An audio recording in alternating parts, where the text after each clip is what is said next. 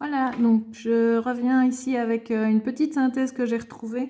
Je ne l'ai plus sous format papier, donc je filme mon écran. J'espère que ça va aller au visionnage de la vidéo, qui vous permettra de faire vraiment l'exercice de bien distinguer les 3 types d'énoncés, qu'il faut absolument pouvoir séparer les uns des autres quand vous serez à l'examen face à un exercice de dihybridisme. Vous reconnaîtrez le dihybridisme si vous avez 2 caractères qui sont étudiés en même temps, la couleur et la forme, la taille et l'apparence, etc., etc.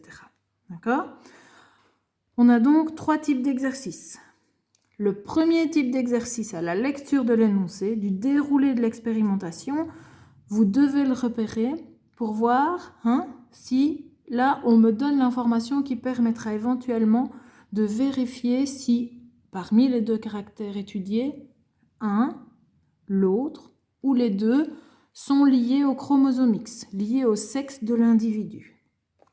Pour cela, qu'est-ce que vous devez repérer ? On a 2 croisements différents. Oui, et on change le sens du croisement, c'est-à-dire que pour les 2 croisements qui sont réalisés de manière tout à fait indépendante, on donne les caractères qui étaient portés par le mâle du premier croisement, dans mon exemple, rouge et grand, on donne ces 2 caractères à la femelle du deuxième croisement. Donc on change le sexe de l'individu qui porte les caractères rouge et grand.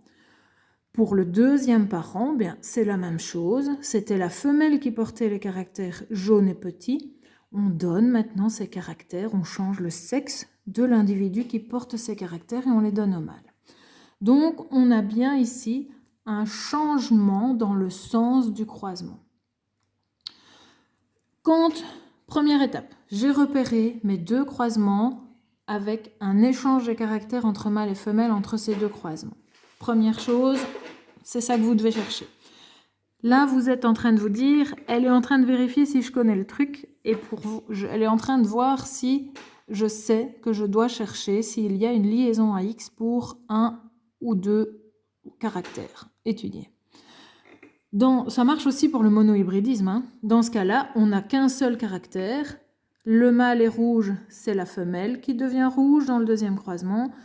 La femelle est jaune, c'est le mâle qui devient jaune dans le deuxième croisement. Donc ce que je vous dis est plus compliqué parce qu'on tient compte des 2 caractères, mais fonctionne tout aussi bien si on est en monohybridisme, quand on a un seul des 2 caractères étudiés à la fois. Bon, je reprends. J'ai repéré ce sens du croisement, je sais que je dois vérifier s'il y a une liaison à X.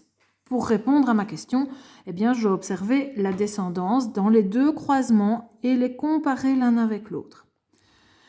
Premier cas de figure, dans ce premier type d'exercice, je peux vérifier, observer qu'il n'y a aucune différence entre les mâles et les femelles dans les 2 croisements.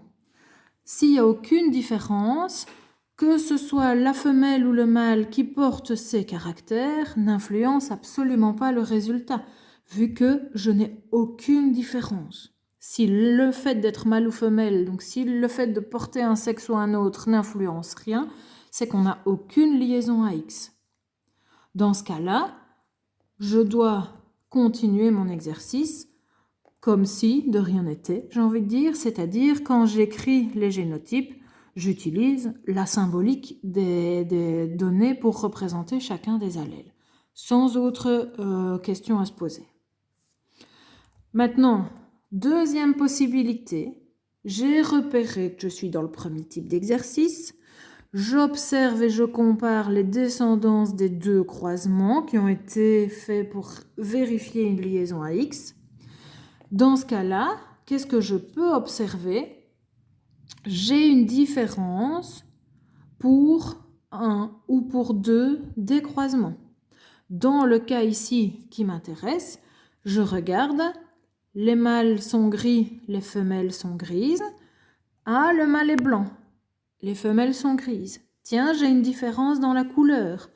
Si la couleur portée par les mâles dépend du sexe qui portait cette couleur chez les parents, c'est que le sexe a de l'importance et que donc on a une liaison à ce sexe. Nous, on a étudié la liaison à X. Donc, apparemment, le caractère couleur gris ou blanc, est lié à X. D'accord? Je regarde pour l'autre caractère. On les fait un par un. Le premier est lié, le deuxième peut aussi être lié à X ou peut ne pas l'être. Normal, atrophié, tiens, la forme des ailes est aussi, dans ce cas-ci, liée à X. Normal, normal. J'ai donc les deux caractères qui me montrent une différence selon le caractère porté par les sexes chez les parents. Les deux caractères sont donc liés à X.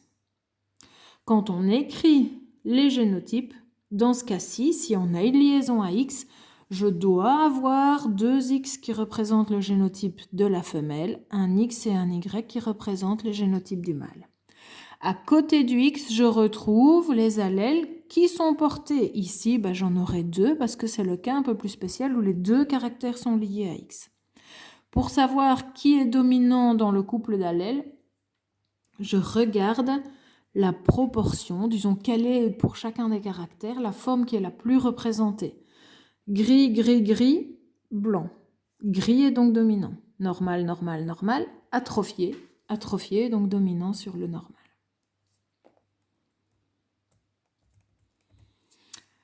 Troisième cas de figure, je ne peux avoir qu'un seul et pas les deux caractères comme dans le petit exercice d'avant. Un seul des caractères qui est lié à X, l'autre ne l'est pas.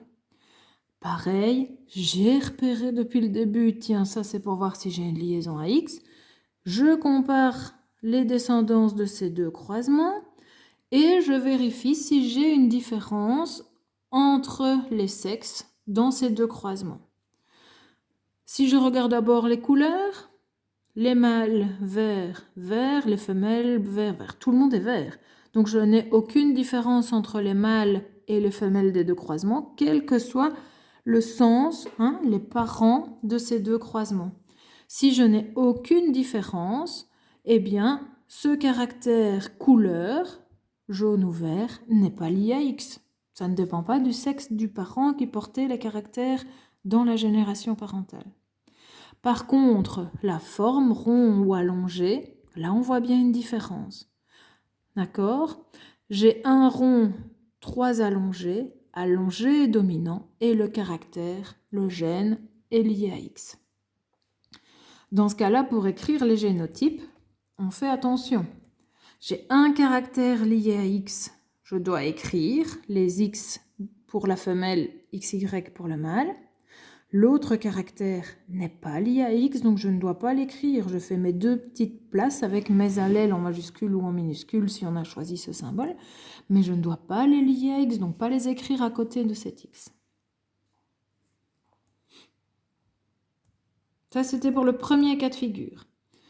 Deuxième cas de figure, petit b, je lis l'énoncé, on me parle de parents de lignée pure, on ne me parle pas d'autres parents de lignée pure dont les caractères ont été inversés, etc. Ça, c'est liaison à X, c'est le A. Les parents de lignée pure nous donnent des hybrides F1 qui sont autofécondés, qui sont croisés entre eux, qui ont une autofécondation des F1. Plusieurs manières de dire ça en français, mais ça nous indique à chaque fois qu'on va vers une F2. Les hybrides sont tous semblables, première loi de Mendel, première moitié. Il nous indique qui est dominant dans les couples d'allèles pour les deux caractères, deuxième moitié de cette première loi. En observant la F2, eh bien, on pourra déterminer si les gènes sont indépendants, liés avec recombinaison ou liés sans recombinaison. Et donc, on a aussi ici trois observations possibles quand on a repéré l'exercice avec le plan de travail, les parents, DF1, DF2. Soit vous avez 4 phénotypes dans ces proportions. 9, 3, 3, 1 16e. Dans ce cas-là, les gènes sont indépendants, on les dessine sur deux paires de chromosomes différents. Soit, autre observation possible avec le même début.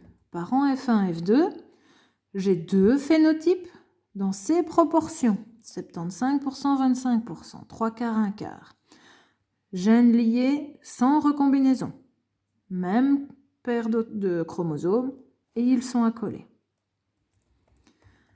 Troisième possibilité d'observation de la F2, j'ai 4 phénotypes dans des proportions autres que le 9, 3, 3, 1 16e.